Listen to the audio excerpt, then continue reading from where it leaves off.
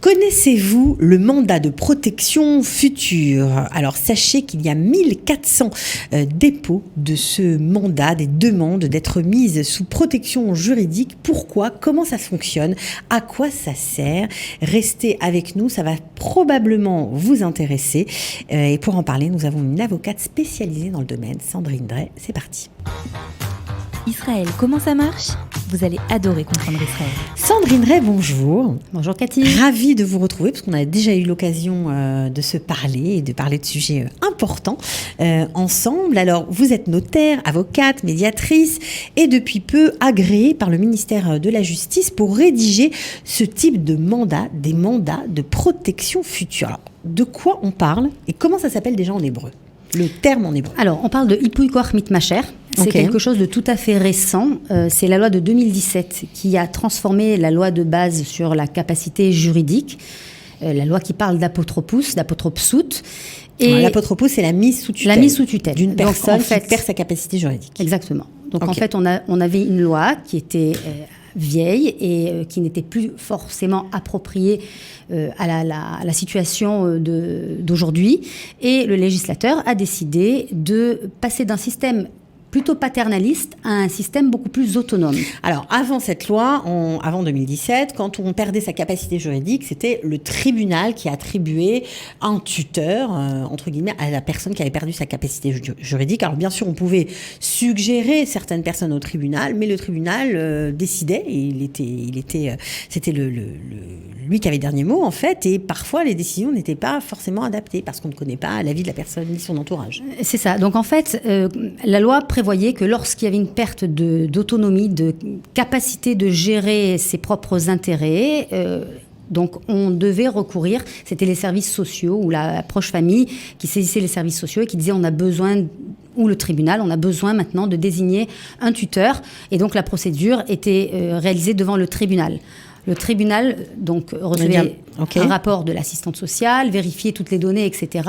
Et ils évaluaient, après audience, etc., qui était le tuteur le plus approprié à pouvoir gérer les intérêts de la personne qui n'avait plus la capacité juridique. Donc finalement, les personnes qui devaient représenter les intérêts de la personne qui avait perdu sa capacité juridique, n'étaient pas forcément les personnes qui ont été désignées par la personne qui a perdu la capacité juridique. Maintenant, la loi... Oui, c'est-à-dire qu'à partir du moment, et c'est vrai qu'on a l'impression que ça n'arrive pas, mais c'est pas seulement quelqu'un qui souffre d'une maladie mentale, ça peut être quelqu'un qui a un AVC, quelqu'un qui a un accident, qui perd la mémoire. Ça peut être très provisoire aussi. Ça peut être provisoire, voilà. Et là, la personne qui, en fait, est privée de sa capacité peut-être pour un temps X, n'avait pas son mot à dire, en fait. Oui, et puis en fait, le système, il était plutôt binaire. C'est soit je suis capable, soit je suis pas capable. Ouais, alors que la vie, c'est pas ça. La vie, il y a des nuances. Il y a des moments où on peut avoir de la clarté d'esprit, d'autres moments où on en a moins. Il y a des moments où on peut décider pour soi, il y a des moments où on peut moins décider pour soi. Donc il fallait faire une loi qui soit beaucoup plus en rapport avec la réalité. Plus flexible, on va dire. Plus proche de la personne et qui donne la capacité, en fait, d'organiser son propre futur. Oui, et puis en fait, ce qu'on a voulu aussi, c'est mettre l'accent sur le respect de l'individu, sur le respect de la volonté de l'individu. Et ça, c'est tout à fait novateur dans le sens où, finalement, si on me désigne un tuteur, c'est pas moi qui l'ai choisi, on respecte pas forcément ma volonté. Là, ça va encore plus loin parce que d'après ce qu'on a raconté, ce qu'on s'est raconté ensemble en préparant l'émission, si quelqu'un a un AVC, un homme d'affaires par exemple, qui était en pleine capacité de ses moyens, soudainement AVC, donc il se retrouve complètement dépendant de son entourage. Mais si par exemple il avait des animaux, il adorait les animaux, celui qui va s'occuper de lui peut dire non, moi c'est moi qui m'occupe de toi, c'est moi qui gère ta vie maintenant, moi je supporte pas les animaux, donc pas d'animaux. C'est ça. Il y a d'ailleurs un cas dans la jurisprudence qu'on évoque pas mal, c'est le cas d'une personne qui avait des difficultés à prendre des décisions, mais qui était en mesure de les prendre, mais elle avait des difficultés à les prendre, et qui n'avait pas de famille, elle avait juste un frère, mais bon, enfin, elle était toute seule, et le tribunal lui avait désigné un tuteur. C'était donc dans le cadre d'une institution, et ce tuteur-là, chaque fois qu'elle faisait une demande, il lui disait non. Elle disait je voudrais avoir un chien. Il me disait, mais pourquoi tu veux qu'on ait un chien? Ça va coûter de l'argent. Pourquoi tu veux avoir un chien? Ils vivaient pas ensemble. Ça va coûter de l'argent, tu vas dépenser ton argent à travers, non. Tu vas même pas savoir le sortir, tu vas pas t'occuper de ses besoins. Ça va me retomber dessus, non. Non, pas de chien. Mais je voudrais passer mon permis. Ah, écoute, tu vas passer le permis, mais je suis sûre que tu l'auras même pas. Ça va coûter de l'argent? Non, pas de permis. Alors que la personne aurait été en mesure d'avoir un chien, ça lui aurait fait aussi du bien sur le plan affectif, ça aurait rempli un petit peu sa vie, peut-être que ça aurait aussi développé son sens des responsabilités. Et là, on avait un tuteur qui disait non, non, non, non. Et là, il ne respectait pas la volonté finalement de la personne qui avait besoin de... Oui, c'est ça, c'est-à-dire qu'on sait bien dans l'imaginaire collectif qu'un tuteur, il a la main basse, on va dire, sur la vie de la personne, et puis c'est lui qui fait tout. Nous sommes les tuteurs de nos enfants. Il faut savoir quand même que chaque parent est le tuteur de son enfant jusqu'à ce qu'il soit majeur, en vertu de la loi, jusqu'à 18 ans. C'est nous qui décidons si l'enfant doit être opéré ou pas, c'est nous qui décidons dans quelle structure éducative l'enfant va grandir, etc. C'est bien la preuve qu'on considère que le tuteur, c'est la personne qui doit préserver les intérêts de la personne qui n'est pas suffisamment capable de gérer ses affaires. D'ailleurs, par rapport aux enfants même, si l'enfant gagne même de l'argent avant l'âge de 18 ans, l'enfant ne dispose pas de l'argent. Exact, ouais. Alors, plus de souplesse dans la loi depuis 2017, bien sûr. On peut décider ce que le tuteur fera pour nous, même si nous ne sommes plus en capacité, on n'a plus de capacité juridique. Alors, d'abord, c'est très important de noter vraiment que la loi, elle met la lumière sur l'individu. Déjà, avant, dans la loi, on parlait de rassouille, c'est-à-dire de personnes incapables. Maintenant, on utilise le terme Adam, individu. Donc, on met le focus sur l'individu, sur l'être. Ensuite, on parle de son respect, de sa volonté. Et la loi est là pour protéger l'individu dans sa volonté. Alors, comment ça marche concrètement ? Donc, concrètement, en fait, cette loi, elle offre des propositions aux personnes qui sont totalement aptes et compétentes aujourd'hui pour décider de leur avenir. D'accord. OK. Et il y a plusieurs dispositions en fait. On peut utiliser cette loi dans différents cas, c'est ça ? C'est ça. On a 3 options en fait. OK. Et je voudrais quand même préliminairement expliquer aussi une chose, c'est que les gens comprennent qu'il est important de rédiger un testament. Souvent, les gens viennent à moi et me disent « Moi, je voudrais faire un testament parce que même si je vais donner à part égale à mes enfants mon héritage... Je vais être tranquille. Ils n'auront pas besoin de s'en occuper. Il y aura un acte de notoriété, les choses, elles vont être gérées par elles-mêmes. On gère le futur. On gère le futur. On gère le futur après que je sois décédée. C'est ça. Mais est-ce qu'on réfléchit à comment va se gérer une situation où, dans un moment de la vie, on pourrait ne plus être capable de décider, de gérer sa propre vie, de décider, et finalement, le poids retomberait quand même sur nos proches qui ne sauraient pas quoi faire avec nous. D'accord. Alors, 3 possibilités dans cette nouvelle loi.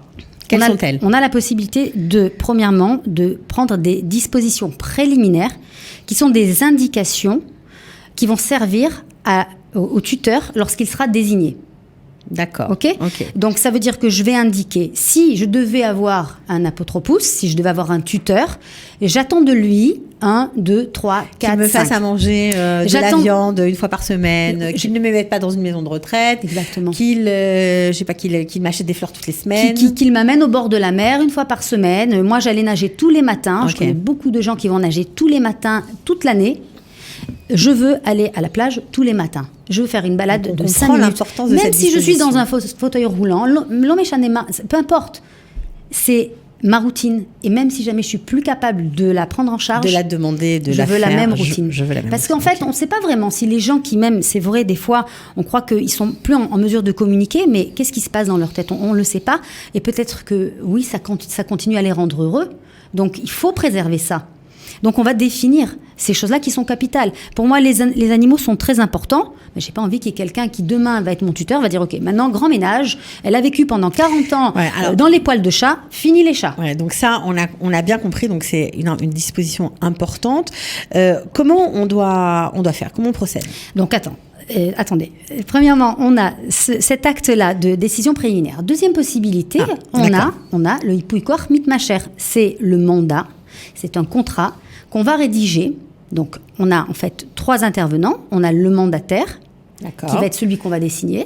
C'est le qu'on va tuteur, désigner, c'est le tuteur. Le mandant, qui est le mémané, celui qui va dire j'ai besoin de prendre des dispositions pour mon avenir, et on a l'avocat qui va rédiger l'acte et qui va accompagner le processus. D'accord. Et cet avocat, ça doit être un avocat qui est inscrit dans les listes qui sont publiées par le ministère de la Justice. Ce sont des avocats qui sont formés par le service des tutelles, près le ministère de la Justice, dont je fais aussi partie. Et seuls ces avocats-là ont la compétence de rédiger ces actes et d'enrôler ces actes. Donc ça, c'est le côté technique. Maintenant, nous, on a parlé de la première disposition de la loi, la première possibilité qui est offerte. Il y a une deuxième possibilité. La première, c'est la prédisposition. Oui.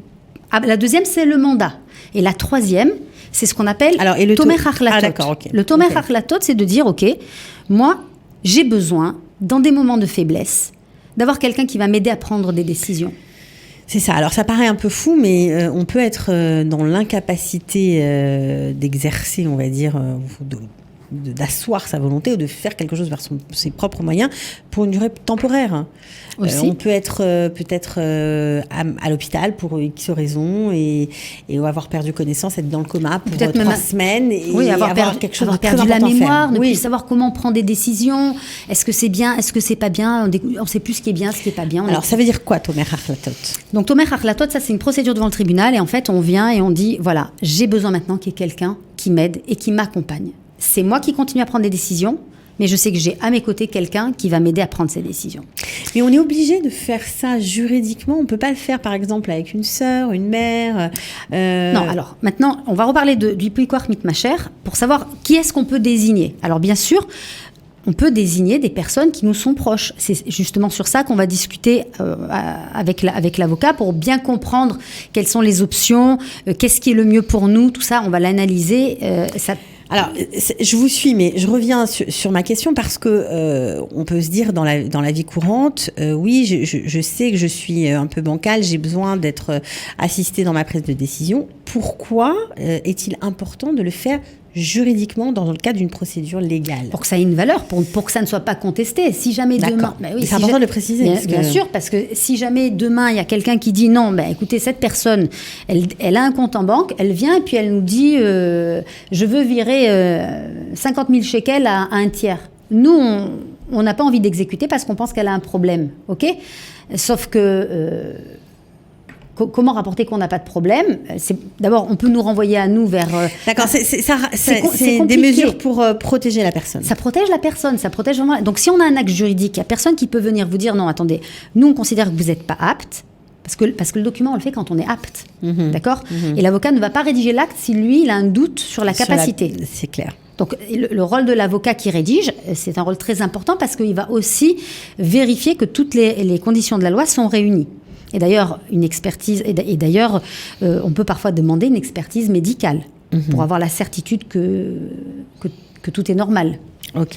Donc en fait, l'acte, il est important pour nous protéger, qu'il n'y ait pas de controverse sur nos prises de décision, par exemple, pour que aussi on n'aille pas dire que si subitement, non, il lui faut un tuteur, c'est le tribunal qui le décide. L'intérêt de cette procédure de Tomer Achlatot, donc de soutien dans sa décision, je ne sais pas comment on peut traduire ça, dans ses prises de décision, c'est que ça peut être temporaire. Ça peut être pour du long terme, mais ça peut être temporaire. Contrairement à une tutelle, c'est plus lourd comme mise sous tutelle, c'est plus lourd juridiquement. En fait, le tuteur aussi, il a des comptes à rendre. Le tuteur, une fois qu'il est désigné par le tribunal, il doit régulièrement, tous les mois, faire des comptes rendus aussi au service général des tutelles, donc du ministère de la Justice, etc.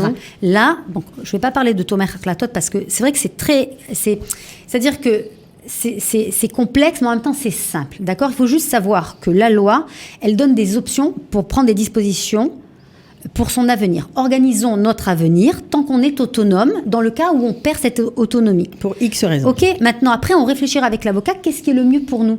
Est-ce qu'on va faire un mandat? Est-ce qu'on va faire un papier qui est demande de soutien dans la prise de décision? On réfléchira à tout ça. Mais donc, voilà. C'était important de présenter cette nouvelle loi, parce que ces dispositions, en tout cas de cette loi, parce que c'est nouveau. Après 2017, c'est quand même... en Israël, c'est nouveau. En France, ça existe, d'accord. Mais en Israël, Israël, c'est nouveau, mais je ne veux pas parler de la France parce qu'il ne faut pas faire de comparaison. Ce n'est pas le même système, même si sur le fond, c'est différent. C'est le même objectif, je pense quand même, mais c'est différent. Maintenant, ce qu'il faut savoir, c'est qu'on ne peut pas désigner n'importe quel mandataire, d'accord ? Et par exemple, vous ne pouvez pas prendre quelqu'un qui est incapable juridique. Vous ne pouvez pas prendre quelqu'un qui a fait faillite. Donc, il y a certaines règles à respecter. En plus, il faut bien réfléchir quand on va prendre la décision, parce que c'est comme en matière de succession. Si dans mon testament, je dis, je voudrais qu'un tel hérite, mais si, quand je décède, la personne que j'ai désignée est décédée aussi, qui hérite après ? Ouais. Donc, il faut prévoir plusieurs mandataires éventuellement. C'est un travail de réflexion. Mais on peut le faire avec l'avocat aussi.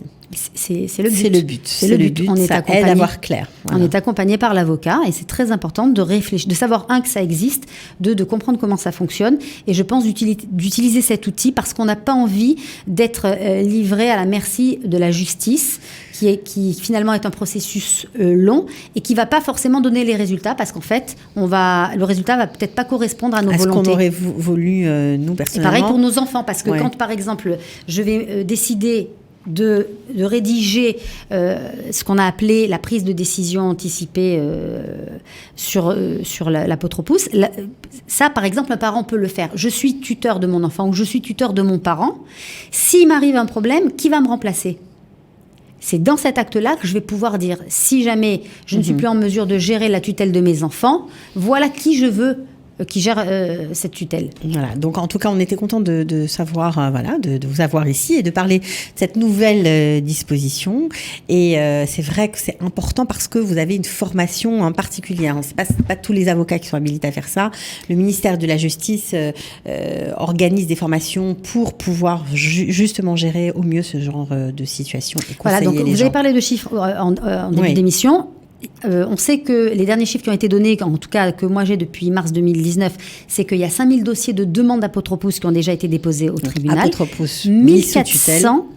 C'est par le tribunal, mis sous tutelle, et 1400 seulement, d'accord, pour la demande de rédaction, les actes juridiques d'Ipouï-Quart Mitmacher de mandat de protection future qui ont été déposés.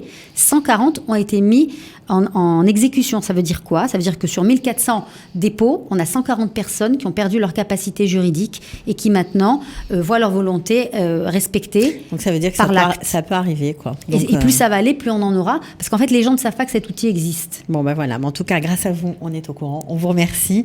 Vous revenez quand vous voulez. C'est toujours un plaisir. À bientôt, Sandrine Drey. Merci. Et voilà, j'espère que vous aurez appris encore quelque chose grâce à Sandrine. À bientôt. À bientôt. Israël, comment ça marche ? Vous allez adorer comprendre Israël.